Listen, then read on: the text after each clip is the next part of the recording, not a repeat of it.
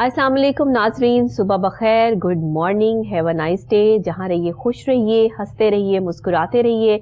मैं आपकी मेज़बान डॉक्टर नबीहा अली खान। जुम्मतुल मुबारक का ख़ास दिन, ख़ास मौका, बड़ा दिन। और आपको जैसे मालूम है कि आज जुम्मतुल मुबारक के ख़ास दिन के मौके पे हमारा ख़ास प्रोग्राम होता है जो हम इस्लामिक पॉइंट ऑफ व्यू से करते हैं। रजब का महीना है, शानदार महीना है, जिसमें अल्लाह ताला जो है वो इबादत के दरवाजे खोल देते हैं कि बंदा जितनी इबादत करता है, जितने अच्छे काम करता है, उसको सवाब भी उसका डबल मिलता है। और इसमें इतनी सारी जो है वो हमारे पास इवेंट्स भी हम कह सकते हैं, इसमें हमारे पास इतने बड़े जो है वो मौके हैं जिसमें मौला अली अलैहिस्सलाम का जो है वो जश्न विलादत भी है। इसी महीने में जो है वो हमारे पास शबे मेराज भी है। इसी महीने में हमारे पास जो है बहुत से बड़ी बड़ी हस्तियों का जो है वो इस दुनिया से रुखसत होना भी और उनका इस दुनिया में आना भी है। तो ये बाइस फ़ख्र महीना है जिसको तमाम महीनों पे अफजल महीना भी कहा जाता है और अफजल महीनों में से एक महीना है जिसको अल्लाह ताला ने पसंद फरमाया है, जो रजब का महीना है। और रजब के महीने में ख़ास तौर पर जो है वो इसमें न्याज भी होती है, नज़र भी होती है, बहुत से बड़े बड़े बुजुर्गान दीन की जो है वो न्याज़ें भी दी जाती हैं। और ये तमाम चीज़ें जो हैं वो हमारे साथ हमारी ज़िंदगी का हिस्सा हैं।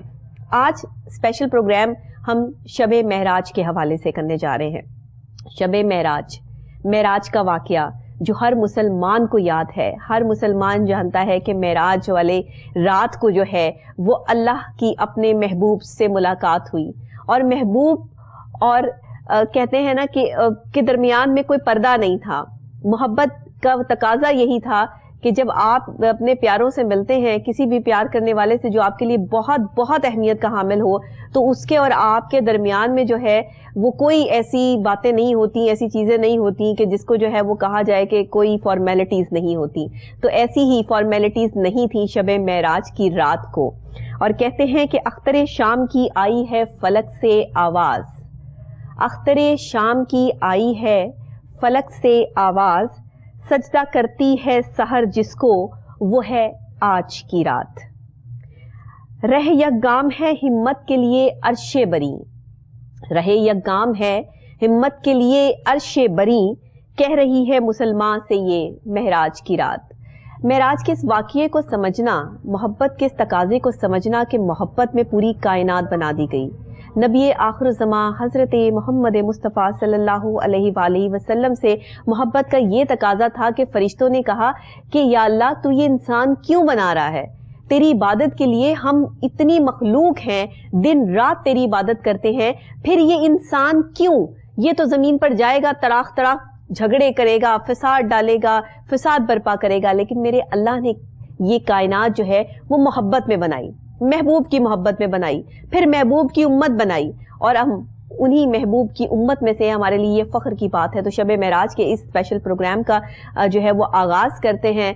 हमारे साथ हमें ज्वाइन किया है स्टूडियो में मुफ्ती बहराम साहब ने, जो कि माशाअल्लाह इस पर बड़ी कमांड रखते हैं। इल्म अदब के हवाले से, इस्लाम के हवाले से जो है वो बहुत अच्छी तस्दीक शुदा जो है वो बात करते हैं।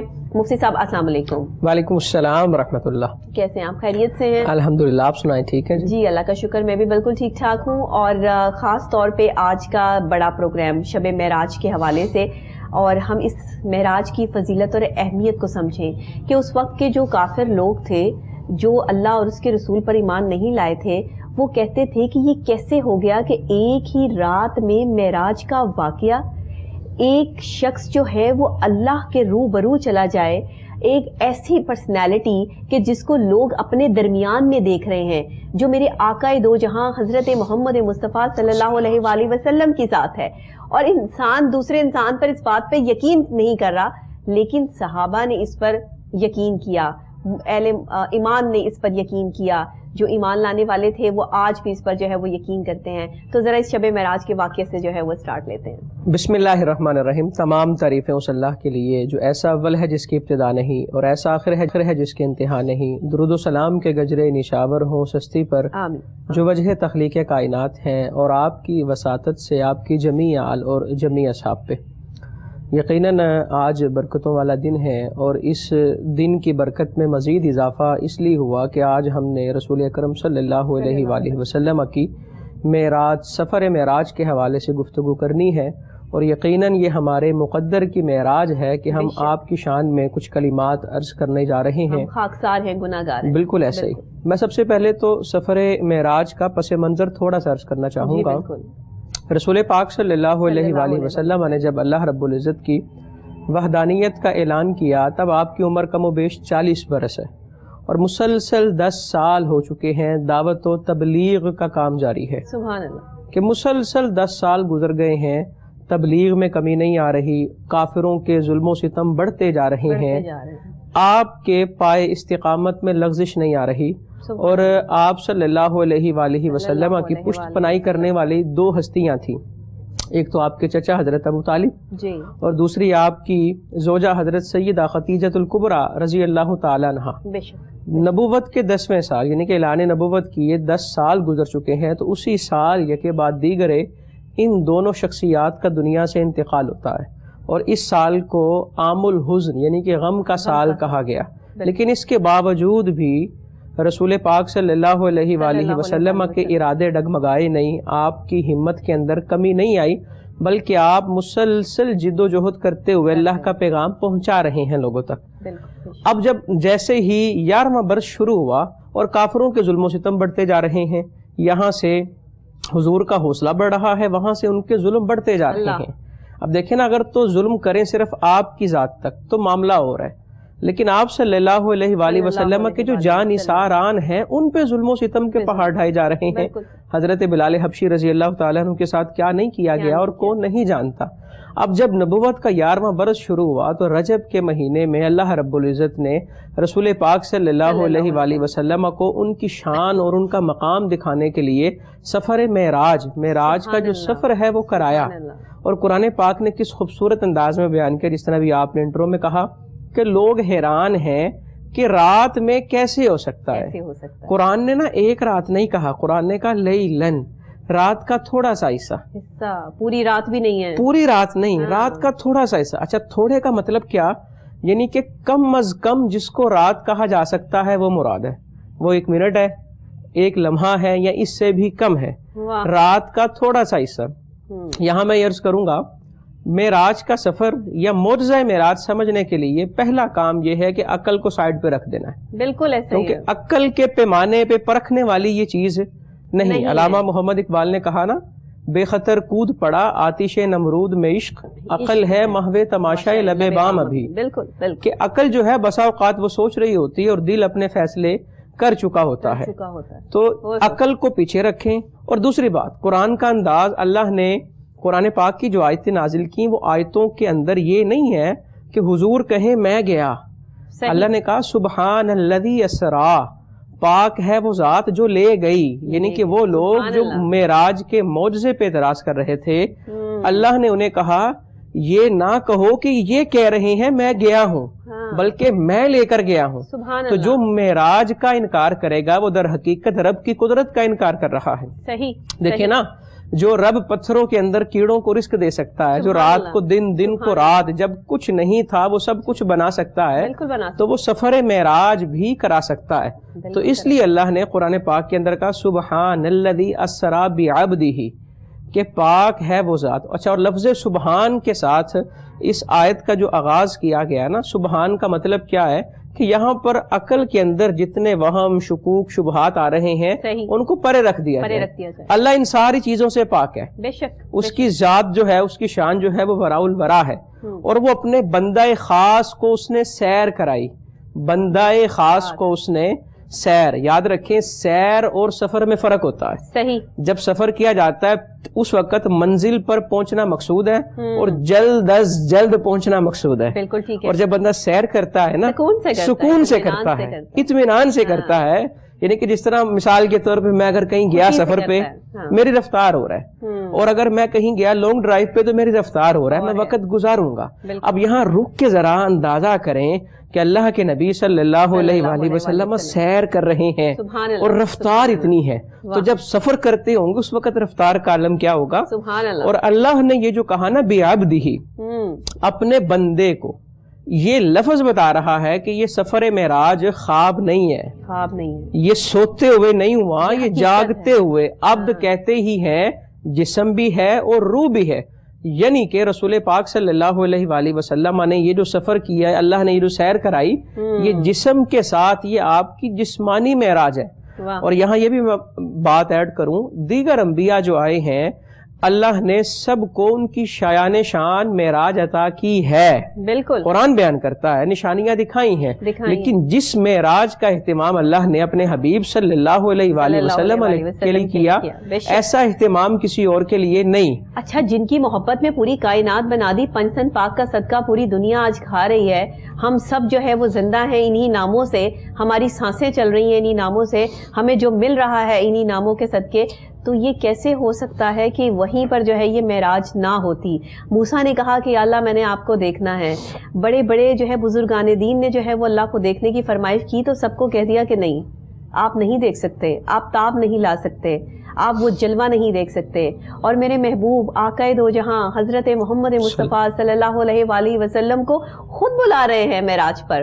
یہ ہے وہ معراج کہ جس کا ذکر جو ہے وہ قرآن پاک میں بھی ہے، ہمارے دلوں میں بھی ہے، ہماری زبانوں پر بھی ہے، کہ محبت کا تقاضا یہ ہے کہ جو محبوب ہے وہ پھر سب سے بڑھ کر ہے، پھر وہاں پر اچھائی اور برائی ایک سائڈ پہ ہو جاتی ہے، اور پھر یہ محبت کہ جو اللہ اور اس کے رسول کے درمیان ہے، کہ اللہ نے کہہ دیا جو مجھ سے محبت کرتا ہے اس کے لیے لازم ہے کہ وہ میرے نبی سے بھی محبت کرے۔ جب آپ تابعدار ہیں آخر الزمان حضرت محمد مصطفیٰ صلی اللہ علیہ وآلہ وسلم کے، تبھی سند ملے گی اللہ سے کہ آپ جو ہے وہ مومن ہیں، کیونکہ جنت کی بشارت تو مومن کے لیے ہے نا، مسلمان تو ہم سب ہیں، تو اس کے لیے تھوڑی ایفرٹ کرنی پڑتی ہے، محنت کرنی پڑتی ہے۔ معراج کے اس واقعے سے جیسے آپ اس کو لے کر جو ہے وہ چل رہے ہیں، ماشاءاللہ جس طریقے سے آپ نے اس کا جو ہے وہ آغاز کیا ہے، مجھے یہ بتائیے گا کہ معراج کا یہ واقعہ جس وقت ہوتا ہے، یہ کیفیت جب میرے آقائے دو جہاں حضرت محمد مصطفیٰ صلی اللہ علیہ وآلہ وسلم پر طاری ہوتی ہے، وہ کیفیت کا ذرا منظرنامہ پیش کیجیے گا۔ بسم اللہ الرحمن الرحیم۔ رسول پاک صلی اللہ علیہ وآلہ وسلم آرام فرما ہیں، اور حضرت جبرائیل علیہ السلام آتے ہیں اللہ کا پیغام لے کے کہ اللہ آپ کو یاد کر رہا ہے، بلا رہا ہے۔ جس طرح بھی آپ نے کہا کہ حضرت موسیٰ تو تڑپ رکھتے رہے، خواہش رکھتے رہے کہ کاش ایک دیدار ہو جائے، ایک جھلک میں دیکھ لوں۔ وہ کہنے والے کہتے ہیں نا کہ حسرت دید تھی اور یہ امید تھی کہ آج ارمان دل کا نکل جائے گا، لیکن یہ خبر ہی نہ تھی کہ نقاب اٹھتے ہی برق گر جائے گی اور طور جل جائے گا۔ حضرت موسیٰ علیہ السلام کے ساتھ تو یہ معاملات ہوئے، لیکن وہاں بلایا جا رہا ہے، یہ اللہ رب العزت کی شان ہے۔ اب دیکھیں نا، یہ مقام ہے رسول پاک صلی اللہ علیہ وآلہ وسلم کا۔ اور یہاں ایک بات اور، وہ یہ جتنے نبی آئے حضرت آدم سے لے کے حضرت عیسیٰ علیہ السلام تک، سب نے رب کی توحید کا جو حکم دیا، وہ سارا اس کی جو بیس تھی نا، وہ یہ تھی کہ رب کی ان پہ وحی آئی۔ حضرت آدم اور حضرت عیسیٰ علیہ السلام تک جتنے نبی ہیں، سب نے کہا اللہ ایک ہے۔ دلیل کیا تھی؟ کہ رب کی وحی آئی ہے۔ لیکن معراج کے بعد رسول پاک صلی اللہ علیہ وآلہ وسلم نے جتنا یہ اعلان کیا کہ اللہ ایک ہے، تو آپ کے پاس دلیل کیا تھی؟ کہ میں دیکھ کے آ رہا ہوں کہ وہ ایک ہے۔ یعنی کہ رسول پاک صلی اللہ علیہ وآلہ وسلم کی اعلان توحید میں اور دیگر نبیوں کے اعلان توحید میں ہی بڑا فرق ہے، کہ وہ سارا سنایا تھا اور یہ دیکھ کر آپ نے اعلان کیا، جسے ہماری زبان میں کہتے ہیں عین الیقین بھی تھا اور حق الیقین بھی تھا اور علم الیقین بھی تھا۔ یقین کے تینوں درجے پائے جا رہے تھے۔ اور وہ کیفیت کیا ہے؟ ذرا غور کریں نا، کہ مسجد حرام سے مسجد اقصیٰ کا سفر، رسول پاک صلی اللہ علیہ وآلہ وسلم گھر میں آرام کر رہے ہیں، حضرت جبرائیل آئے، گزارش کی، لے کے گئی مسجد حرام میں، اور خانہ کعبہ کے سامنے وہ ایک سیسا بنا ہے جسے حتیم کہتے ہیں، وہاں جا کر رسول پاک صلی اللہ علیہ وآلہ وسلم کو جب لٹایا گیا نا، تو وہاں شق صدر ہوا، یعنی کہ آپ کے سینہ مبارک کو چاک کیا اور دل باہر رکھ دیا۔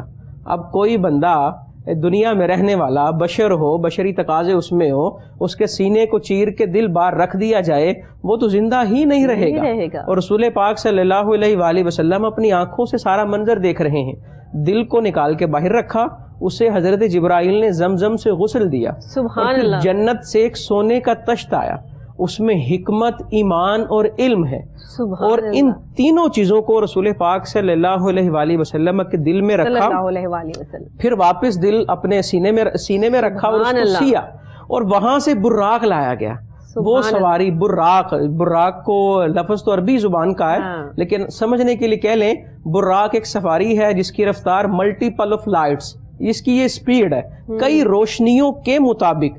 آج سائنس تھیوری دے رہی ہے کہ انسان اگر ایک روشنی کے جتنا سفر کرے تو اس کے لیے وقت رک سکتا ہے, لیکن رسول پاک صلی اللہ علیہ وآلہ وسلم تو ملٹیپل آف لائٹس, کئی روشنیوں کی رفتار سے آپ نے سفر کیا ہے, تو وقت کیوں نہ رکتا, اللہ کی چاہت تھی. اور یہاں بلکہ ایک مزیدار بات اعلیٰ حضرت کہتے ہیں وقت رکنے پہ, وہ کہتے ہیں اصل میں بات یہ ہے کہ جب جسم سے جان نکلتی ہے نا, پھر جسم کی حرکت بند ہو جاتی ہے, اور اس کائنات کی جو جان ہے وہ رسول پاک صلی اللہ علیہ وآلہ وسلم ہے, اور جب وہ اس کائنات سے لامکان کی طرف جاتے ہیں تو وقت رک جاتا ہے کہ وہ جو نہ تھے تو کچھ نہ تھا, اور وہ جو نہ ہوں تو کچھ نہ ہو, جان ہے وہ جہان کی, جان ہے تو جہان ہے, اور ہمارا زندہ رہنا اس بات کی دلیل ہے کہ آپ ہیں. اور جب وہاں سے مسجد حرام سے مسجد اقصیٰ جاتے ہیں, ذرا دیکھیں نا, اور مسجد اب معراج اللہ نے کرانی ہے, سیدھا اللہ رب العزت آسمانوں پہ بلائے, سدرۃ المنتہا کی سیر ہو, لیکن مسجد حرام سے مسجد اقصیٰ تک کا سفر کرایا کیوں؟ تاکہ زمین والے جب یہ اعتراض کریں گے کہ اگر آپ نے دیکھا ہے تو بتائیں کیا دیکھا ہے, تو آپ بتائیں گے کہ میں نے یہ دیکھا ہے. اور پھر مسجد اقصیٰ میں کم و بیش 1,24,000 سارے نبی وہاں موجود ہیں, اور وہاں پر امامت کی ہے, اور حضرت جبرائیل علیہ السلام نے خود حضور پاک صلی اللہ علیہ وآلہ وسلم کا ہاتھ بڑھا کر جب مصلی امامت پہ کھڑا کیا, اور سارے نبی یہی کہہ رہے ہیں کہ آپ ہی امام بنے. اب یہاں پہ بتانا کیا مقصد تھا؟ بتانا یہ مقصد تھا, وہ کہتے ہیں نا کہ نماز اقصیٰ میں تھا یہی سر, عیاں ہو مانا اول آخر, کہ دست بستہ ہیں پیچھے حاضر, جو سلطنت آگے کر گئے تھے, جو پہلے آ کے حکومتیں کر چکے ہیں وہ پہلے آ کر بھی آخر ہیں, اور آپ آخر میں آ کر بھی پہلے ہیں.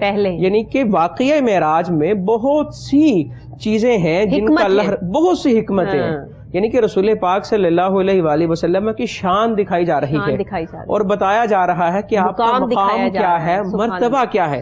ذرا دیکھیں نا, دنیا میں محفل ہو کوئی بھی, اور وہاں کوئی مذہبی سیاسی سماجی شخصیت آئے, اور سارے اس محفل میں جانا اپنا مان سمجھتے ہیں, صحیح بات ہے, کہ میں اس میں شامل تھا, میں وہاں تھا. اب ذرا دیکھیں نا کتنی خوبصورت یہ محفل ہے, کہ محفل کے سامعین جو ہیں وہ سارے نبی ہیں, وہ سارے رسول ہیں, کہیں حضرت یوسف جیسے حسین ہیں, کہیں حضرت عیسیٰ جیسے مسیح ہیں, اور کہیں حضرت نوح جیسے وہ ہیں جو پار لگنے والے ہیں, حضرت آدم علیہ السلام ساری شان والے, یعنی وہ محبوب اللہ ہے نا, ساری شان والے. وہاں یہ اپنے اپنا پیار ہے. اس چیز کو دیکھتے ہوئے یہ کہا جا سکتا ہے کہ سارے اونچوں میں اونچا سمجھیے جسے ہے, اس اونچے سے اونچا ہمارا نبی, کہ سب شان والے وہاں ہیں, اور وہاں پر پھر وہ نبی موجود ہیں جن کی وجہ سے اللہ نے ان سب کو شانیں عطا کی ہیں. سبحان اللہ. یہ کہا جاتا ہے نا, اللہ نے کہا نا کیٹیگری موجود ہے, لیڈ کلاس موجود ہے, بالکل اللہ نے کہا نا شان جن کی, لولاک لما خلقت الافلاک, اے حبیب اگر آپ کو پیدا کرنا مقصد نہ ہوتا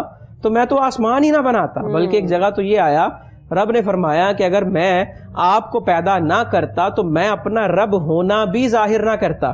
یعنی کہ رسول پاک صلی اللہ علیہ وآلہ وسلم کو وجہ تخلیق کائنات کہا جاتا ہے, کہ آپ کی وجہ سے اللہ نے ساری کائنات کو پیدا کیا. علامہ محمد اقبال رحمۃ اللہ علیہ کے دور میں نا وہ بحث چل رہی سی نازیبہ سی, وہ یہ بحث چل رہی تھی کہ اس بات کا علم ہے یا نہیں, اس کا پتہ ہے کہ نہیں پتہ, حضور اکرم صلی اللہ علیہ وآلہ وسلم کی نا شان سے متعلقہ. تو آپ نے نا پھر اپنی محبت کا ثبوت دیتے ہوئے کہا, آپ نے کہا لوگ یہ پوچھ رہے ہیں کیا کل کی خبر تھی یا نہیں, بلکہ ہمارا تو نظریہ یہ ہے کہ لوح بھی تو, قلم بھی تو, اور تیرا وجود الکتاب. لوگ یہ اعتراض کر رہے ہیں کہ لوح و قلم کی خبر ہے کہ نہیں, ہمارا تو ماننا یہ ہے کہ لوح و قلم بنے ہی آپ کے نور سے ہیں. تو رسول پاک صلی اللہ علیہ وآلہ وسلم کی معراج کے اندر ایک راز اور ایک حکمت یہ بھی ہے. اب اللہ نے ہم پر تو کیا احسان, انسانوں پر احسان کیا, مومنوں پر احسان کیا کہ رسول بھیجا, لیکن حضور کے نور سے جو دیگر چیزیں بنی ہیں اگر آپ وہاں نہ جاتے تو ان پر کیا کیفیت طاری ہوتی.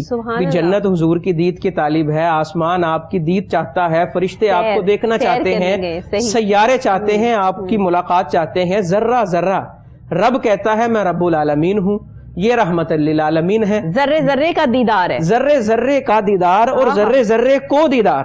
کہ ذرے ذرے نے دیدار کرنا تھا، تو اللہ رب العزت نے معراج کے ذریعے، یعنی کہ معراج تو دیکھیں معجزہ تو ہے حضور کا، لیکن آپ کے اس معراج میں کئیوں کی معراج ہو رہی ہے، اور وہ کل کائنات کی معراج ہو رہی ہے. کیا چاند، ستارے، زمین، سورج. اب دیکھیں نا، روزہ رسول صلی اللہ علیہ وآلہ وسلم پہ 70,000 فرشتے صبح آتے ہیں اور 70,000 شام آتے ہیں. اور جو فرشتہ ایک دفعہ آ گیا قیامت تک اس کی دوبارہ باری ہی نہیں آئے گی. سبحان اللہ. اب وہ فرشتے جن کی ڈیوٹی ہی صرف آسمانوں پہ ہے، جو نیچے نہیں آ سکتے، اور وہ اللہ کی مخلوق جو اپنے اپنے مقام پہ اپنے اپنے مقررہ وقت پہ تیر رہی ہے، چل رہی ہے، کچھ بھی کر رہی ہے، اگر وہاں پر حضور نہ جاتے تو ان بیچاروں، ان لاچاروں کا کیا ہوتا؟ تو یہ حضور کی رحمت للعالمین ہے، اور اللہ رب العزت کا سب پہ کرم ہے کہ اللہ نے معراج کرائی. اور یہاں ایک بات اور یہ ذہن میں رکھیں، صحیح بخاری کی ایک روایت ہے، اس کا کچھ حصہ عرض کرتا ہوں کہ اللہ فرماتا ہے، حدیث قدسی، حضور نے فرمایا کہ اللہ فرماتا ہے جب میرا بندہ میری طرف ایک بالشت قریب ہوتا ہے تو میری رحمت ایک ہاتھ قریب ہوتی ہے، وہ ایک ہاتھ قریب ہوتا ہے تو میری رحمت ایک بازو قریب ہوتی ہے. بندہ جب چل کر آتا ہے تو میری رحمت دوڑ کے جاتی ہے، اور جب بندہ دوڑ کے میری طرف آتا ہے نا تو اللہ فرماتا ہے میں اس کی آنکھیں بن گیا ہوں جن سے یہ دیکھ رہا ہے. سبحان اللہ. میں اس کے ہاتھ بن گیا ہوں جس سے یہ پکڑ رہا ہے. سبحان اللہ. اور میں اس کی زبان ہوں جس سے یہ بول رہا ہے. ایک عام بندہ دوڑ کر رب کے پاس آئے تو رب کہتا ہے بندے میں سما گیا ہوں. تو معراج کی رات جس رفتار سے حضور جا رہے تھے، رب کس رفتار سے قریب آ رہا ہوگا. تو ذرا اس پہلو کو بھی ہم نے دیکھنا ہے کہ معراج جو ہے وہ رسول پاک صلی اللہ علیہ وآلہ وسلم کی شان اور عظمت کو کس طرح عیاں کر رہی ہے، کرتی ہے. بالکل صحیح ہے. یہ دل سے سننے والی وہ کیفیت ہے، اور جتنی خوبصورتی سے آپ اس کو بیان کر رہے ہیں کہ دل کے جو ہے وہ تار چھڑ جاتے ہیں اس واقعے سے کہ محبت کی وہ مثال کہ دنیا میں نہیں ملتی. معراج کا وہ واقعہ کہ جس دن عبادت کا ثواب جو ہے وہ ڈبل کر دیا گیا، جس کو یہ رات نصیب ہوئی، جس نے اس رات کو عبادت کی، اس کے گناہ بھی بخشنے کی بات ہو گئی، اس کے تمام جو ہے وہ تکلیفیں پریشانیاں بھی. ٹینشن کہاں آتی ہے مفتی صاحب؟ ٹینشن کہاں آتی ہے؟ ٹینشن وہاں آتی ہے جہاں ہمارے اپنے ایمان میں کمی ہے. بالکل ایسا ہی ہے. ہمارے یقین میں کمی ہے. ہم مسلمان ہیں، ایک اللہ، ایک رسول پر، ایک کتاب پر ہمارا بھروسہ ہے، ایمان ہے، یقین ہے، لیکن اس کے باوجود بھی ہم فرقہ واریت میں پڑے ہیں. تکلیفیں، پریشانیاں ہمارا مقدر بن گئی ہیں کیونکہ ہم اس طرح سے بے یقینی کی کیفیت میں ہیں کہ اللہ میری نہیں سنتا.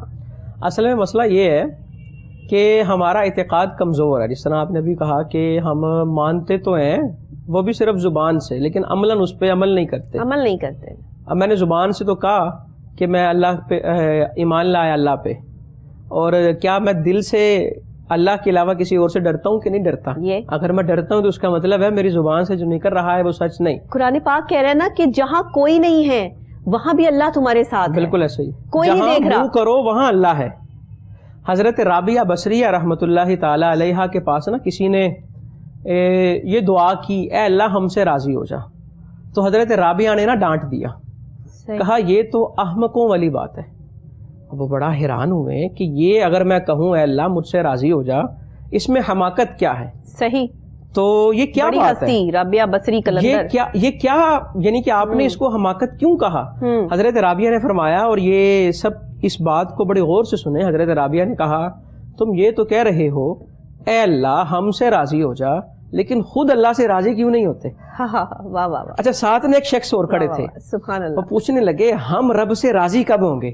تو حضرت رابعہ نے جو جواب دیا نا، یقیناً اسے سنہرے حروف میں لکھا جانا چاہیے. حضرت رابعہ نے کہا کہ جب اللہ کی طرف سے کوئی نعمت ملتی ہے جتنے خوش ہوتے ہو، تو جب مصیبت آئے تب بھی اتنے خوش ہوگے تو تم اللہ سے راضی ہو. اور یہ ابھی انہوں نے اس کی کیٹیگری نہیں کی، یہ ایک انیشیل سٹیج انہوں نے بیان کی ہے. ہم تو مصیبت میں جو ہے وہ پتہ نہیں کیا اول فول بکتے ہیں. یعنی کہ بندہ کم از کم مصیبت میں اگر یہ سوچ رکھے کہ یار اللہ نے مجھے اس مصیبت کے لیے چنا، اس کا مطلب ہے میں اللہ کی بارگاہ میں مقام رکھتا ہوں. بنی اسرائیل کے ایک نبی، اللہ نے انہیں وحی کی فلاں جگہ جائیں، وہاں ایک بندہ نہ جانے اتنے 100 برس سے میری عبادت کر رہا ہے، کھانے پینے کی فکر اسے نہیں، پہننے کی نہیں، وہ بس مجھے یاد کر رہا ہے. آپ جائیں اور جا کر اسے کہیں کہ تمہاری سینکڑوں برس کی عبادت میں نے رد کر دی اور تم میری بارگاہ میں مردود ٹھہرے. اللہ کے نبی گئے، جا کر دیکھا واقعی وہ مست ہو کے اللہ اللہ کر رہا ہے. تو جب جا کر پیغام دیا نا تو وہ بندہ اٹھا اور اس نے نا مستانہ وار کیفیت میں نا جھومنا شروع کر دیا. اچھا. اللہ کے نبی نے کہا بھی تمہارے لیے مقام عبرت ہے, تمہیں رونا چاہیے کہ تم رد کر دیے گئے ہو, تم اوپر سے خوشی منا رہے ہو. اس نے کہا اصل میں بات یہ نہیں ہے کہ میں قبول ہوا ہوں کہ رد. اللہ غنی ہے, وہ بے نیاز ہے, بے پرواہ ہے, قبول کرے یا رد کرے کوئی پوچھنے والا اسے نہیں. مجھے تو خوشی اس بات کی ہو رہی ہے آج رب نے میرا نام لیا ہے, سبحان اللہ, اور اپنے نبی کے سامنے لیا ہے. تو اللہ نے فوراً اپنے نبی کو وحی کی کہ مجھے اس کی یہ ادا پسند آئی, مجھے اس کی یہ ادا پسند آئی, اور اسی ادا کے صدقے میں اسے معاف کر رہا ہوں. یعنی کہ اگر بندے کا رب سے تعلق ایسا ہو, ہماری جو پریشانیاں ہیں یہ ہماری خود بنائی ہوئی ہیں, ورنہ ایک مسلمان کا ڈپریشن کی بیماری میں مبتلا ہونا بنتا ہی نہیں ہے, پاسبل ہی نہیں تھا, اور آج ہر بندہ پریشان ہے, اسے ذہنی ٹینشن میں مبتلا ہے, ڈپریشن میں مبتلا. کیوں؟ صرف صبر نہیں ہے, حوصلہ نہیں ہے, قناعت نہیں ہے, یہ چیزیں نہیں ہیں. ہم رب کو سکھا رہے ہوتے ہیں اے اللہ مجھے برباد کر رہی ہے. بالکل حسد, ایک دوسرے کے ساتھ حسد, ایک دوسرے کی بات کو برداشت نہ کرنا, رشتوں کا احترام نہ کرنا, اخلاقیات کا خاتمہ ہو چکا ہے. اس چیز نے ہمیں ڈپریشن کا مریض بنا دیا ہے. یہی چیز ہے جس نے اللہ سے دوری. جب آپ مفتی صاحب آپ اس بات کو بہترین بیان کر سکتے ہیں, آپ کو بہت بہترین اندازہ ہے کہ میں تو خاکسار ہوں, گناہ گار ہوں, میرے پاس تو اتنا جو ہے وہ اسلام کے حوالے سے شاید اتنا نالج بھی نہ ہو, لیکن میں کوشش کرتی ہوں کہ میں پڑھوں, میں ان سب ادوار کو جو ہے وہ دیکھوں, کھولوں. میرا بچپن سے لے کے اب تک کا جو پروسیس رہا وہ پڑھنے میں گزرا. میرا کوئی دوسرا تیسرا جو ہے وہ کوئی امپیکٹ یا کوئی میری جو ہے وہ ہابیز نہیں تھی کہ میں نے کچھ اور کرنا تھا. میں نے پڑھا, آج وہ پڑھ لکھ کر جو میں یہاں بیٹھی ہوں مجھے کاغذوں کی ضرورت نہیں پڑتی. یہ میرے اللہ کا مجھ پر کرم ہے. یہاں پر اسلام کے بارے میں بولنا آسان بات نہیں ہے, کوئی نہیں بول سکتا جب تک آپ کی پوری تصدیق, آپ نے اس کو پڑھا نہ ہو, آپ کو اس کے بارے میں پتہ نہ ہو. ہم جب بات کرتے ہیں, ہمیں جب یہ اندازہ ہوتا ہے کہ ہم اللہ سے جو ہے وہ کچھ مانگ رہے ہیں اور ہمیں نہیں مل رہا, اس پہ جو فرسٹریشن ہمارے اندر طاری ہوتی ہے, یہاں ہم نبی آخر الزماں حضرت محمد مصطفیٰ صلی اللہ علیہ وآلہ وسلم کی آل, ان کی اولاد سے کیوں نہیں سیکھتے کہ جب میرے آقا نے اپنی بیٹی کو جو ہے وہ بیایا, ان کی شادی کی تو کیا دیا. مولا علی علیہ السلام جب ان کے گھر جو ہے وہ رشتہ لے کر آئے تو ہاتھ خالی تھے, کیا تھا. جب انہوں نے اپنے بچوں کی پرورش کی, انہیں عید پر تیار کرتے تھے, یا ان کو جو ہے وہ ان کے پاس کھانے کے لیے صرف کوئی ایک چیز ہوتی تھی اور کوئی سوالی آتا تھا وہ بھی دے دیتے تھے. ہم نے یہ سب چیزیں سیکھی نہیں, ہم نے ان سب چیزوں پہ فوکس نہیں کیا. ہمارا فوکس آج بھی یہ, ساتھ والے کے گھر جو ہے مرسیڈیز کھڑی ہے, میرے گھر کیوں نہیں کھڑی. شوہر کی اتنی تنخواہ نہیں ہے لیکن بیوی نے جو ہے وہ اس کو دن رات تانے دے کے جو ہے وہ اس کو ڈپریشن کا مریض بنا دینا ہے. یہی حال جو ہے وہ بیویوں کے ساتھ ہے, یہی حال جو ہے ہمارے رشتوں کے ساتھ ہے. کیوں نہیں سیکھا ہم نے؟ جی بالکل, بات اسی طرح ہی ہے. اصل میں ہم نے نا اپنی تاریخ جو ہے وہ بھلا دی ہے. جس طرح آپ نے بھی کہا, آپ نے پڑھا ہے, اللہ آپ کو علم کی مزید حلاوتیں نصیب کرے اور آپ کے علم میں برکت دے. چلتا رہے گا, چلتا رہے انشاءاللہ, کیونکہ انسان جو طالب علم ہے وہ پھر ساری زندگی وہ طالب علم ہی رہتا ہے. بالکل, جہاں سیکھنا بند ہے وہاں پھر آگے بڑھنا بند ہو جاتا ہے, ختم ہوگی نا لائف. ہم نے سیکھا نہیں ہے, ہم نے پڑھا نہیں ہے کہ ہمارے رسول پاک صلی اللہ علیہ وآلہ وسلم کی زندگی کیسی. جس طرح میں نے بھی عرض کیا کہ یہ معراج کا جو سفر ہے, یہ اگر ہم اسی کو دیکھیں نا کہ آپ نے صبر کیا, ہر مصیبت پہ صبر کیا, شکر کیا, تو انعام میں معراج ہو رہی ہے. سبحان اللہ. تو اگر آپ کا امتی بھی جب صبر کرے گا تو یقیناً اللہ کہتا ہے نا قرآن میں ہی, وبشر الصابرین, صبر کرنے والوں کو خوشخبری دے دیں. ایک حدیث پاک میرے ذہن میں آ رہی ہے, قیامت کا جب دن ہوگا نا تو اللہ فرمائے گا وہ بندہ جسے کوئی مصیبت پہنچی اور اس نے صبر کیا, اس نے, اچھا صبر کا ایک معنی یہ بھی ہے کم از کم معنی, بلکہ کم از کم صبر کا جو کم سے کم مطلب ہے وہ یہ ہے کہ مبتلا کی معرفت نہ ہو. صحیح, جس پر مصیبت آئی ہے کسی کو پتہ ہی نہ لگے, یہ ہے صبر. ہم تو دروازہ کھڑکا کھڑکا کہتے ہیں کہ کی دسا میرے نال کی ہو رہے ہیں. اللہ فرماتا ہے, حدیث قدسی ہے کہ قیامت کا جب دن ہوگا لوگوں کے نامہ اعمال کھلیں گے, وہ بندہ جس نے میری مصیبت پہ صبر کیا ہوگا, رب کہہ رہا ہے اس کا اعمال نامہ کھولتے ہوئے مجھے حیا آئے گی. سبحان اللہ. میں اس کا نامہ اعمال نہیں کھلنے دوں گا. تو ہم اصل میں دیکھیں ہماری تاریخ کیا ہے, سیرت کیا, حضور پاک صلی اللہ علیہ وآلہ وسلم, آپ بڑا حوصلہ چاہیے مسلمان کو, بڑا حوصلہ چاہیے, بہت حوصلہ چاہیے. وہ علامہ اقبال کا یہ ہے نا کہ چوں می گویم مسلمانم بلرزم، کہ جب میں کہتا ہوں کہ میں مسلمان ہوں تو میں کہاں پہ جاتا ہوں، کہ دانم مشکلات لا الہ، کیونکہ مجھے پتا ہے کہ لا الہ الا اللہ کہنے کے بعد جتنی مشکل آتی ہے وہ کیا ہے۔ قرآن میں اللہ کہتا ہے کیا تم سمجھتے ہو کہ ہم نے تمہیں بیکار پیدا کیا، رائے گاں پیدا کیا؟ نہیں، انسان کی تخلیق کا مقصد ہے۔ ہمیں حسد ہے، حسد کیا کہ میں رب کی تقسیم سے اختلاف کر رہا ہوں کہ اللہ اسے اتنا نہ دے، اتنا دے اور مجھے اتنا دے، رب کو میں سکھا رہا ہوں۔ حالانکہ ہمیں چاہیے یہ اللہ نے اگر کسی کو دیا ہے تو دعا کرے اللہ اس میں برکت ڈالے۔ ہمارے ہاں بالخصوص کو دیا مجھے بھی دے، بالخصوص ہمارے ہاں تو ہوتی نہیں نا، بالکل ہے، سب کانٹیننٹ میں نا بالخصوص نظریں بہت لگتی ہیں، اور اس کی ریزن جو ہے بنیادی وجہ وہ یہی ہے کہ ہم اپنی تاریخ سے ناشنا ہے۔ ہمیں پتہ نہیں ہے کہ جب کسی کو کچھ چیز ملے ہمیں نے ماشاء اللہ کہنا ہے، دعا کرنی ہے، اسے دعا دینی ہے، بالکل ہم نے اسے دعا دینی ہے اور اپنے لیے بھی دعا کرنی ہے اور اللہ کی رضا پہ راضی رہنا ہے۔ اے اللہ تو ہم سے راضی رہ۔ امام غزالی رحمۃ اللہ تعالی علیہ نے ایک بزرگ کا لکھا کہ انہیں ہاتھ پہ نا چوٹ آئی، اور وہ چوٹ اتنی شدت والی تھی کہ جب انہیں کوئی دیکھتا تھا تو اس کی آنکھیں بھیگ جاتی تھی۔ صحیح، ایک بندے نے دیکھا اس کی آنکھ بھیگی اور رونے لگا، تو وہ کہنے لگے کہ روتے کیوں؟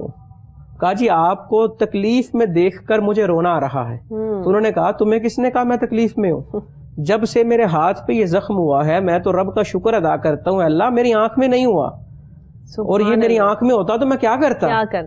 یعنی کہ ہمیں اپنے بزرگوں کی تاریخ دیکھنے چاہیے، دین اسلام دیکھیں کہ اسلام ہمیں کس بات کا درس دیتا ہے۔ رسول پاک صلی اللہ علیہ وآلہ وسلم کا سفر معراج دیکھیں گے، اس کے علاوہ ساری حیات طیبہ کو دیکھیں۔ حضرت انس رضی اللہ تعالیٰ عنہ 10 سال آپ کے پاس رہے، بچپنا گزارا، تو جب 10 سال کے بعد کسی نے پوچھا کہ کیا تربیت پائی وہاں سے یا کیا تھا وہاں، تو حضرت انس نے کہا ایک چیز تھی جو وہاں نہیں تھی، اور وہ لفظ نہیں ہے، کہ ایک نہیں ہے جو لب پہ نہیں ہے۔ کہا میں نے کچھ بھی کیا تو کبھی آپ نے ڈانٹا نہیں، کبھی اعتراض نہیں لگایا، اور کبھی یہ نہیں کہا کہ کیوں کیا ہے، بلکہ اسے اپنے عمل سے سمجھایا۔ غصہ جو ہے وہ تو اس بات کی دلیل ہے نا کہ میرے پاس سمجھانے کو ہے کچھ نہیں اور بتانے کو کچھ نہیں ہے، میرے دلائل ختم ہو گئے ہیں تو میں پھر غصہ کروں گا۔ اور یہ تو دیکھیے کہ جب کوئی بات اگر ناگوار گزرتی تھی میرے آقا کو حضرت محمد مصطفیٰ صلی اللہ علیہ وآلہ وسلم تو خاموش ہو جاتے تھے، یہ غصہ تھا۔ اور آج ہمارے غصے دیکھیں، ہمیں کسی چیز پر غصہ آتا ہے تو ہم آپے سے باہر ہو جاتے ہیں، ہم چیزیں توڑتے ہیں، ہم لوگوں کو برا بھلا کہتے ہیں، اس نے یہ کہا کیوں، اس کی جرت کیسے ہوئی، اس کو یہ حق کس نے دیا، اس کو وہ حق کس نے دیا۔ ہم ایک منٹ میں جو ہے وہ اپنے رشتہ داریاں، اپنا بڑا پن، اخلاقیات کی دھجیاں اڑا دیتے ہیں کہ یہ ہمارے غصے ہیں، یہ ہماری برداشت ہے وہ ختم ہو گئی۔ پھر ہم کہتے ہیں کہ ہم امتی ہیں، ہم محمد کی امتی ہیں صلی اللہ علیہ وآلہ وسلم، کہ ہم جو ہے وہ یہاں پر جو ہے وہ ہم یہاں بڑے بڑے دعوے دار ہیں کہ جنت ہمیں ملے گی۔ کیوں بھائی، جنت کیسے ملے گی؟ جب آپ کے اعمال اچھے ہوں گے تو جنت ملے گی نا، آپ کے الفاظ میں، آپ کی بات میں طاقت ہوگی جب آپ کا کردار بھی ویسا ہی ہوگا۔ تو جو کردار کی عظمت ہے یہ تو میرے آقا دو جہاں حضرت محمد مصطفیٰ صلی اللہ علیہ وآلہ وسلم کے معراج کے واقعے سے ظاہر ہو جاتا ہے کہ ان کے کردار کی عظمت یہ تھی کہ اللہ نے کہا کہ آئیے میرے محبوب، میں آپ کو دکھاتا ہوں کہ آپ کا مقام کیا ہے۔ ہر چیز جو ہے وہ سجدے میں جھک جاتی ہے کہ جب میرے آقا گزرتے ہیں، اور جب اللہ اور ان کے درمیان میں جہاں جبریل کے پر جل جاتے ہیں وہاں سے بھی آگے تک کا سفر جو ہے وہ طے کرتے ہیں کہ حضرت جبرائیل جو ہے وہ خاص فرشتے اللہ کے، اتنا بڑا مقام ان کا، وہ بھی اللہ کو اتنے قریب سے نہیں دیکھ سکتے۔ بالکل اسی طرح ہی ہے، اللہ نے نا رسول پاک صلی اللہ علیہ وآلہ وسلم کو جو معراج عطا کی یہ خاص ہے۔ اب دیکھیں نا کچھ لوگ اعتراض کرتے ہیں کہ براق لے کر گیا، حضرت جبرائیل رستہ بتاتے رہے جی۔ تو بات یہ ہے اگر تو راہوں کی خبر نہیں تو پھر سدرۃ المنتہا سے آگے کیسے جاتے ہیں؟ اور اگر سواری کی ضرورت ہے تو وہاں کیا کر رہے ہیں؟ صحیح، یعنی کہ آپ جا بھی خود رہے ہیں، یہ تو ان کا کرم ہے نا کہ ساتھ جبرائیل کو رکھا۔ آپ کی بات مجھے بہت اچھی لگی مفتی صاحب جب آپ نے کہا کہ اس واقعے کو سمجھنے کے لیے عقل کو سائڈ پہ رکھنا پڑتا ہے۔ یس، عقل کو سائڈ پہ رکھنا پڑتا ہے، پھر بات سمجھ آتی ہے کہ کیا ہے، یعنی کہ اس کو ہم نے عشق کے پیمانے پہ پرکھنا ہے کہ یہ کیا ہو رہا ہے۔ دیکھیں نا، اس کے لیے اس دل میں عشق کا ہونا بھی تو ضروری ہے، جو یہ ساری باتیں کر رہا ہے، جس کی عقل چل رہی ہے اور دل بند ہے، اس کو یہ بھی تو سوچنا ہے کہ دل سے بات کرنی ہے۔ خوبصورت وہ منظر ہوگا کہ جب اللہ سامنے ہے اور اللہ کے حبیب ہیں اور رسول پاک صلی اللہ علیہ وآلہ وسلم نے جو جملے ادا کیے وہ ہم نماز میں بھی پڑھتے ہیں جی. التحیات للہ والصلوات والطیبات، اللہ کی حمد کی تو اللہ نے آگے سے کہا السلام علیک ایھا النبی، اے نبی آپ پر سلام ہو. اچھا وہاں پر بھی وہ نبی ہمیں نہیں بھولے، انہوں نے کہا السلام علینا وعلی عباد اللہ الصالحین، اے اللہ اس سلام میں ہمیں اور نیک بندوں کو شامل فرما. سبحان اللہ. مفتی صاحب جتنی خوبصورت طریقے سے آپ نے جو ہے وہ یہ معراج کے واقعے کا تصدیقاً اور اس کو خالصتاً جو ہے وہ یہاں پر بیان کیا، میں سمجھتی ہوں یہ بہت بڑی بہت خوبصورت بات ہے.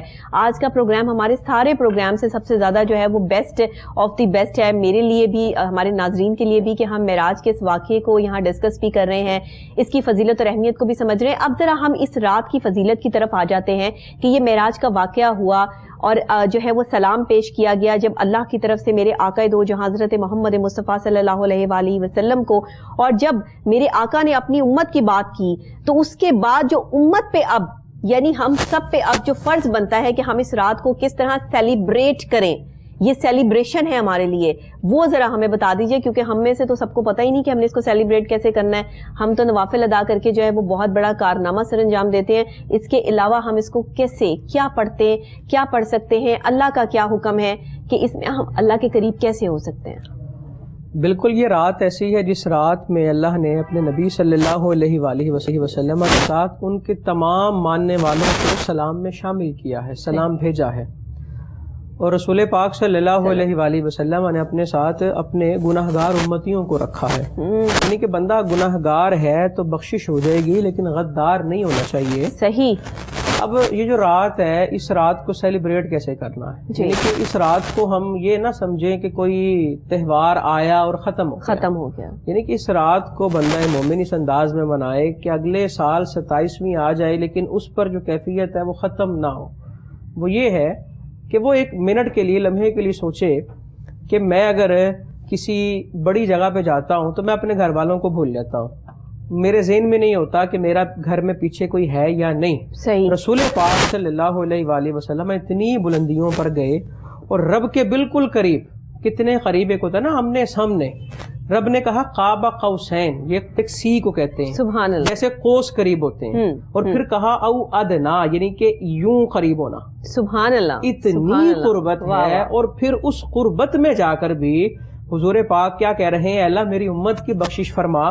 تو بندہ مومن اس رات کو ایک لمحے کے لیے بیٹھے تنہائی میں اور اپنے اندر جھانکے اور کہے وہ نبی جو ہمیں کبھی نہیں بھولے، میں 24 گھنٹوں میں انہیں کتنا یاد رکھتا ہوں. صحیح. کیا ہفتے میں کبھی انہیں یاد کیا؟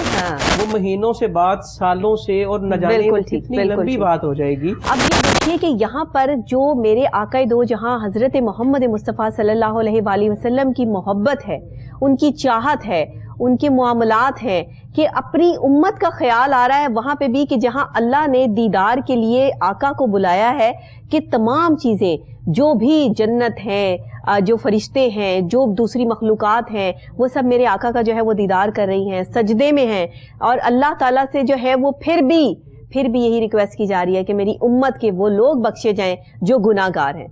اور ہم گناہ گار، سیاکار، بدکار لوگ کہ ہمیں اس چیز کا علم ہی نہیں ہے کہ سجدوں میں آنسو بہائے ہیں میرے آقا نے کہ ہم میری امت کو بخش دے، یا اللہ میری امت کو بخش دے. اور امت کیا کر رہی ہے؟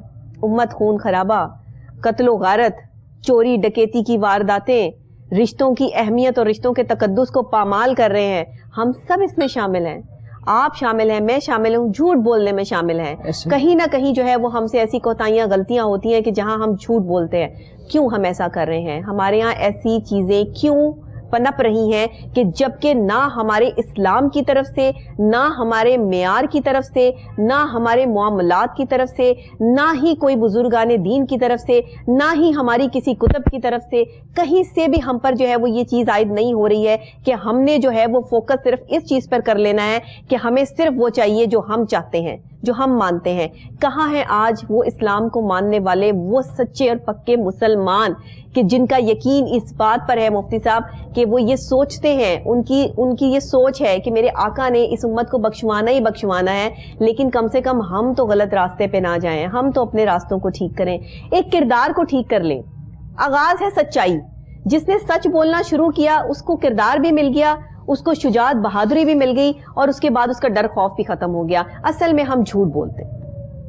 کیا کہتے ہیں آپ؟ بالکل اسی طرح ہی ہے. ہم اصل میں جھوٹ بولتے ہیں اور ساتھ سوچتے یہ ہیں کہ جھوٹ نہیں بولیں گے تو گزارا نہیں ہوگا. حالانکہ جھوٹ بولنے سے گزارا نہیں، ہماری عزت نہیں ہوگی. میں وہی عرض کر رہا ہوں. اب یہ ہو گیا ہے معیار کہ حضور فرما رہے ہیں کہ جھوٹ بولنے سے جو بدبو پیدا ہوئی، رحمت کے فرشتے 40 قدم دور بھاگ گئے ہیں. اندازہ کیجیے. اور وہ اب جو بندہ بولی صبح سے شام جھوٹ رہا اور وہ نبی صلی اللہ علیہ وسلم جنہوں نے اپنی نبوت کی جو بنیاد تھی وہ صداقت اور امانت بنائی. سبحان اللہ. کہ صادق ہیں، امین ہیں، اور پھر جا کر اللہ کے ایک ہونے کا اعلان کیا. اور یہ کہہ کون رہا ہے؟ ان کے دشمن کہہ رہے ہیں کہ جو 70 لوگ کافر تلوار لے کے کھڑے ہیں قتل کرنے کے لیے ہجرت کی راہ، لیکن اس دوران امانت پھر آپ کے پاس رکھوا رہے ہیں. سبحان اللہ. قتل کرنے کے ارادے سے کھڑے ہیں لیکن امانت بھی رکھوا رہے ہیں. کیوں؟ ان کو پتا ہے صداقت اور امانت میں ان کا ثانی کوئی نہیں ہے. ایک بندہ مومن اگر کسی کو اپنے نبی کے بارے بتانا چاہے تو کہنے کی بجائے وہ جو کردار سے کرے گا نا. بر صغیر میں جو اسلام پھیلا یہ اولیاء کے کردار سے پھیلا. کردار کیا ہے؟ ان کی اداؤں کو اپنانا. ایک بات میں ایڈ کروں گا جی. معراج کی رات اللہ کی اور اللہ کے حبیب صلی اللہ علیہ وسلم کی جو باتیں ہوئی نا، ان باتوں کو بیان نہیں کیا گیا، ایکسپلور نہیں کیا کہ وہ کیا تھیں. صحیح. اللہ نے کہا فَأَوْحَا إِلَىٰ عَبْدِهِ مَا أَوْحَا. جو بھی باتیں کی وہ ہم نے کی. مفتی صاحب میں چاہوں گی کہ ہمارے پروگرام کا کیونکہ وقت جو ہے وہ بس آخری لمحات میں ہے، اس کے بعد ہمیں جو ہے وہ بریک لینی ہے. بریک کے فوری بعد پھر ہم نعت رسول مقبول صلی اللہ علیہ وآلہ وسلم کا نذرانہ عقیدت بھی سنیں گے. تو میں چاہوں گی کہ اب اس معراج کے واقعے کی جو اہمیت، جو فضیلت جو ہم نے سمجھی ہے، اب بینگ اے مسلم ہماری جو ذمہ داری بنتی ہے ہم اس پر آ جائیں کہ اصل فوکس جو ہماری کنکلوژن آج کے پروگرام کا ہے وہ کیا ہے. جی میں وہی عرض کرتا ہوں. حضرت ابو بکر صدیق رضی اللہ تعالیٰ عنہ نے نا حضرت عائشہ رضی اللہ تعالیٰ عنہ کو کہا کہ آپ جا کر نا رسول پاک صلی اللہ علیہ وآلہ وسلم سے پوچھیں کہ وہ جو معراج کی رات اللہ نے آپ سے راز و نیاز کی بات کی تھی ان باتوں میں سے ایک بات بتا دیں، کیونکہ حضور نے خود فرمایا تھا کہ مجھ سے مانگیں، کیا مانگنا ہے. تو جب حضرت عائشہ رضی اللہ تعالیٰ عنہ نے آ کر عرض کیا نا تو آپ مسکرائے اور مسکرا کر کہنے لگے اگر وہ بات بتا دی پھر راز تو نہ رہی. لیکن چونکہ میں نے ایک وعدہ کیا ہے کہ جو مانگو گی میں دوں گا تو میں ایک بات بتاتا ہوں. صحیح. یعنی کہ جتنی باتیں ہوئی وہ ساری اہم ہیں اور ان باتوں میں سے جو بات آپ نے سلیکٹ کی وہ زیادہ اہم ہے. اور وہ بات کیا تھی؟ رسول پاک صلی اللہ علیہ وآلہ وسلم نے ارشاد فرمایا کہ اللہ نے نا مجھ سے وعدہ کیا کہ آپ کی امت میں اگر کوئی کسی کا ٹوٹا دل جوڑ دے گا تو میں بغیر حساب اسے جنت عطا کر دوں گا. اور یہی آج کا پیغام ہے. سبحان اللہ. یہاں تو دل توڑنے والے بیٹھے ہیں، دل جوڑنے والے تو ہیں نہیں. اور دیکھیے کہ دل جوڑنے کے کتنے ثواب ہیں. بہت شکریہ، بہت شکریہ مفتی صاحب. آپ نے جو ہے وہ ایسی بات پر جو ہے وہ اختتام کر دیا ہے، لیکن ابھی خیر ہمیں نعت رسول مقبول صلی اللہ علیہ وآلہ وسلم کا نذرانہ عقیدت بھی سننا ہے. آپ سے میں اجازت چاہوں گی. بہت شکریہ آپ کا. اور اسی کے ساتھ میں بریک لوں گی. بریک کے فوری بعد جو ہے ہم واپس آپ کو دوبارہ ملتے ہیں اور اس جو ہے وہ دل کے جوڑنے کی کیفیت کو اللہ جو ہے وہ ہمیشہ ہم لوگوں میں جو ہے وہ قائم رکھے. ہم دل توڑے نہ، دل جوڑنے کی صلاحیت جو ہے وہ اللہ ہم میں دے دے تو ہم بھی سچے پکے مسلمانوں کی فہرست میں شامل ہو جائیں. اسی کے ساتھ بریک لوں گی. بریک کے فوری بعد واپس آتے ہیں تو نعت رسول مقبول صلی اللہ علیہ وآلہ وسلم کا نذرانہ عقیدت سنتے ہیں.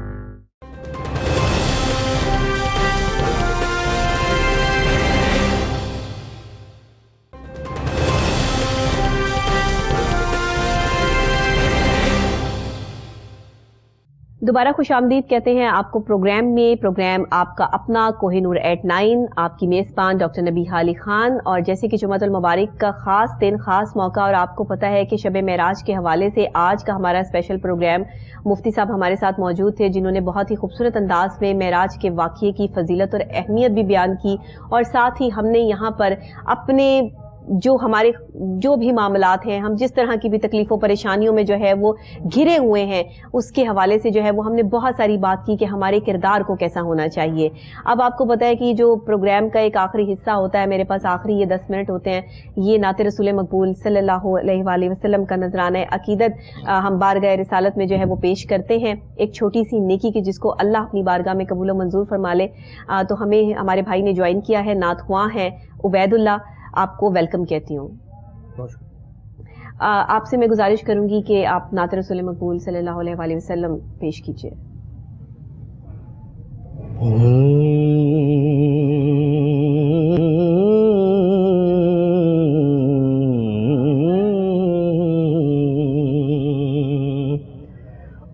کا منگتا ہوں، جو منگتا نہیں ہونے دیتے، ان کا منگتا ہوں، جو منگتا نہیں ہونے دیتے، بے شک بے شک، ان کا منگتا ہوں، جو منگتا نہیں ہونے دیتے، یہ حوالے مجھے رسوا نہیں ہونے دیتے، یہ حوالے مجھے رسوا نہیں ہونے دیتے، ان کا منگتا ہوں۔ سبحان اللہ۔ میرے ہر عیب کی کرتے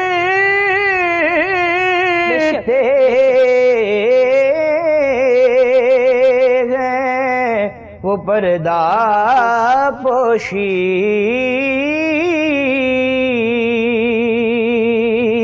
میرے ہر عیب کی کرتے ہیں وہ پردہ پوشی،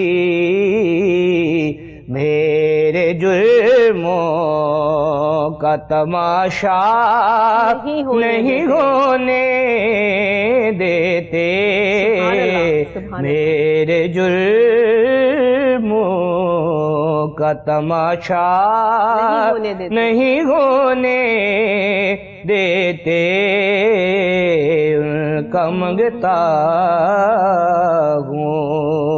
سبحان اللہ سبحان اللہ۔ اور بات کرتا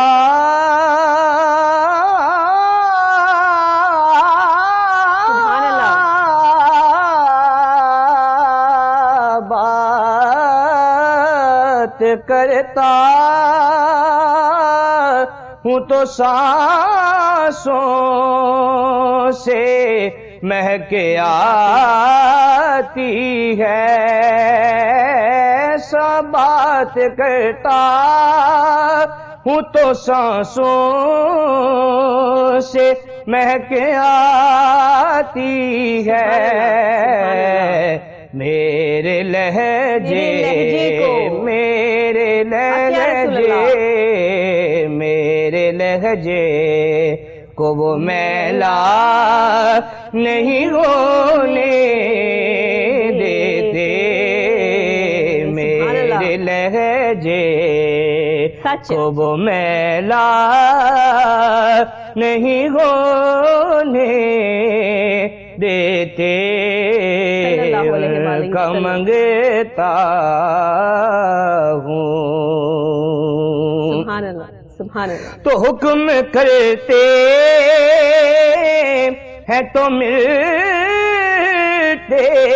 ہیں یہ مکتے شاکر، حکم کرتے ہیں تو ملتے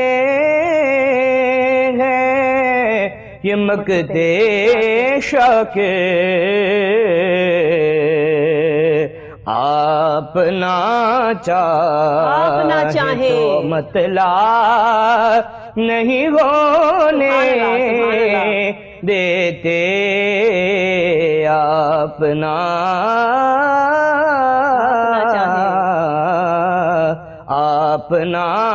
چاہیں تو مطلع نہیں ہونے دیتے، ان کا منگتا ہوں، جو منگتا نہیں ہونے دیتے، یہ حوالے ہمیں رسوا نہیں ہونے دیتے۔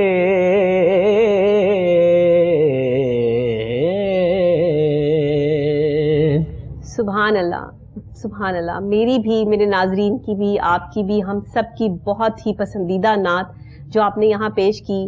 ہم سب کے دل کی یہی آواز کہ ان کا منگتا ہوں جو منگتا نہیں ہونے دیتے. بہت شکریہ آپ کا. ناظرین آپ کا بھی بہت شکریہ کہ آپ اس پروگرام میں میرے ساتھ رہے. جمعۃ المبارک کا خاص یہ پروگرام جو ہم ایک نیکی پیش کرتے ہیں، آپ لوگ اس کو پسند کرتے ہیں، آپ کا بہت شکریہ. پروگرام آپ دیکھنا چاہتے ہیں یوٹیوب پہ آپ جائیے، کوہ نور @9 لکھیے، آپ کو پروگرام کی تمام لسٹ جو ہے وہ وہاں پر مل جائے گی. اسی کے ساتھ اس دعا کے ساتھ ڈاکٹر نبیہہ علی خان کو صرف آج تک کے لیے اجازت دیجیے، کیونکہ کل صبح انشاءاللہ پھر آپ سے جو ہے وہ دوبارہ یہی سیم ٹائم سیم چینل ایک نئے انداز کے ساتھ ملاقات ہوگی. کہ زندگی میں یقین کرنا سیکھ لیں، اللہ کی ذات کا دامن اس طرح پکڑ لیں کہ کوئی تکلیف، کوئی پریشانی آپ کے دل کو نہ ہلا سکے. اپنے دل کو اتنا مضبوط کر لیں، اللہ کے ساتھ ایسے اٹیچ کر لیں کہ آپ کا ایک تسمہ بھی ٹوٹ جائے تو اس کی فرمائش بھی اللہ سے کریں کہ اللہ میرے پاس یہ موجود نہیں ہے. حسد نہ کریں، نہ جلیں، نہ سڑیں، نہ اپنے آپ کو تکلیف دیں، نہ بیماریوں کا گھر اپنے جسم کو بنائیں، بلکہ اپنے دل کو ایک محور بنائیں محبت کا، اور اللہ سے ہر وقت دعا کے لیے ہاتھ اٹھائیں، اپنے لیے بھی اور دوسروں کے لیے بھی. اسی کے ساتھ مجھے اجازت دیجیے، دعا میں یاد رکھیے گا. اللہ نگہبان.